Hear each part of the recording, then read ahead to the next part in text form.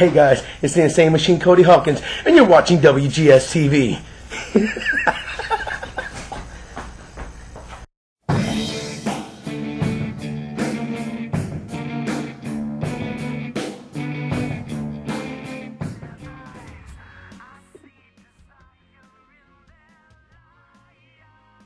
Hello everyone, welcome to another installment of WGS-TV right here on YouTube.com/WrestleGamer and ZFX-TV. I'm Double B Billy Boudreaux with the master of disaster himself, the one, the only Mick 37. Mick, how you doing? It's prevailed. Well, we were talking about WWE main event for the week of January 16th, 2013. This week's featured match, Randy Orton and Antonio Cesaro. Cesaro debuting a kind of new ring gear. You know, we kind of saw a preview of it on Monday Night Raw, the new ring gear and of course, the carrying of the American flag.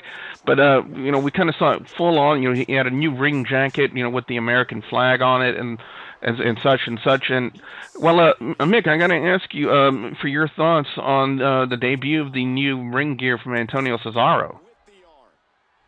Different.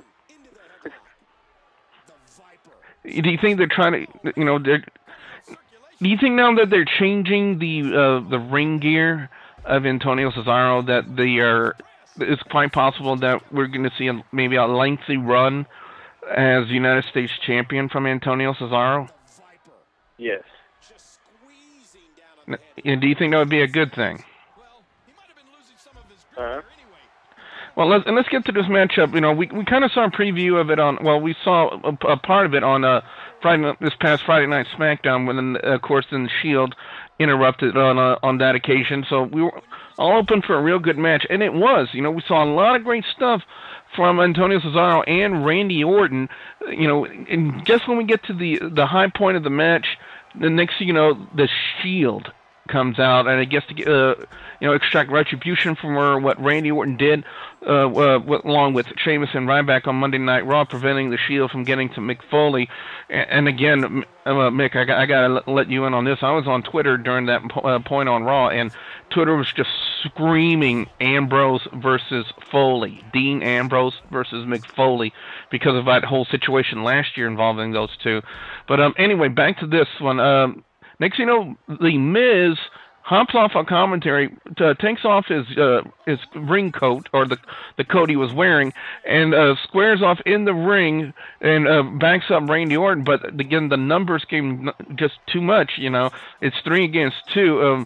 Roman Reigns ends up spearing the Miz. The Shield ends up beating down Randy Orton. So yet we still don't see a clean finish. But again, well, Mick, I got to ask you this, because we've been seeing this over the past couple of weeks, not just on main event, but we've seen glimpses of it on Raw and SmackDown.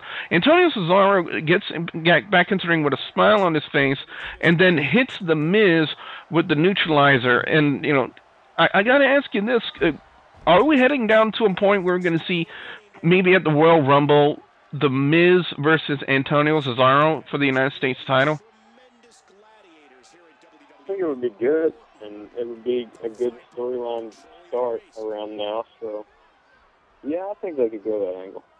Yeah, I think these two can really work a very good match. So that's something to see. But as far as this goes, I'm going to give this the featured match a. You know, even though we didn't get to see a clean finish, I still really enjoyed the match. I'm going to go 4 out of 5 now. Mick, you got in around the tail end of the match. What were your thoughts at the ending of the match on everything that had to do with the Miz, Randy Orton, and Shield? I like that they're actually doing more with the Shield, and the Miz got some dress shoes speared off of me, but that's not the point. I really just don't know what they're doing with Orton at this second. They're just kind of throwing him around now. Yeah, that's really.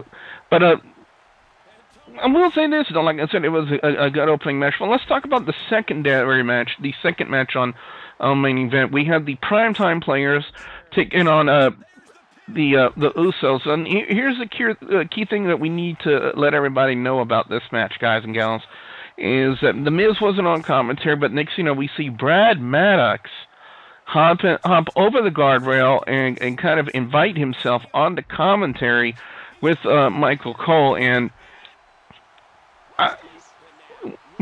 well, Mick, how would you describe Brad Maddox on commentary? Broke the hell out of Michael Cole.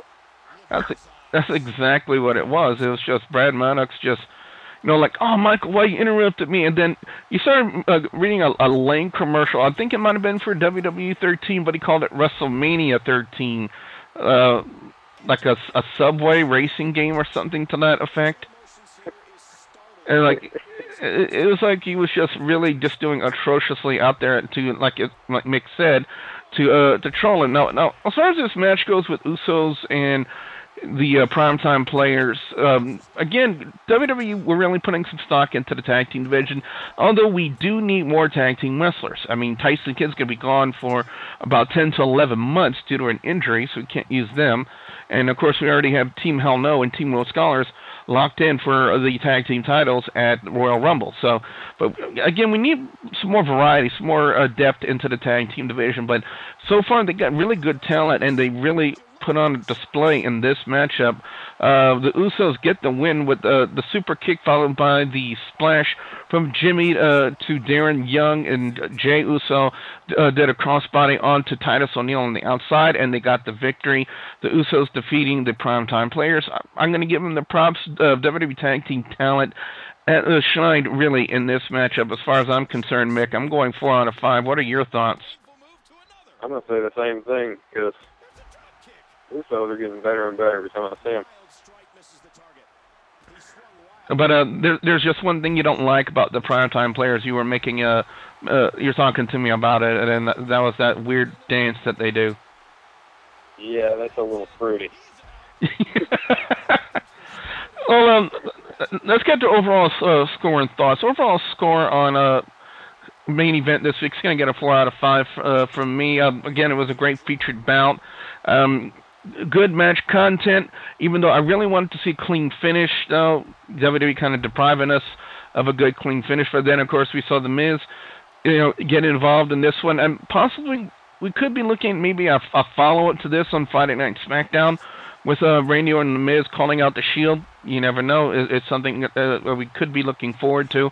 And, of course, we had a great match with the primetime players and the Usos. And because the troll Brad Maddox, I don't know. I don't know what WWE is using and doing with him. But overall, for me, the show gets a 4 out of 5 from me. What about you, Mick? Yeah, it gets a 4.5 out of 5 because the parts that I saw were amazing, and The Miz needs to find whatever body parts he lost. So what we want to know now from you guys out there, the viewers and subscribers, your thoughts on WWE Main Event this week. Be sure you put your comments in the comment section below. Don't forget to like and favorite this video, and please don't forget to subscribe to youtube.com/WrestleGamer and youtube.com/ZFXTV Network. So for the Master of Disaster, the one, the only, Mick37 himself, I'm WB Billy Boudreaux saying thank you very much for watching.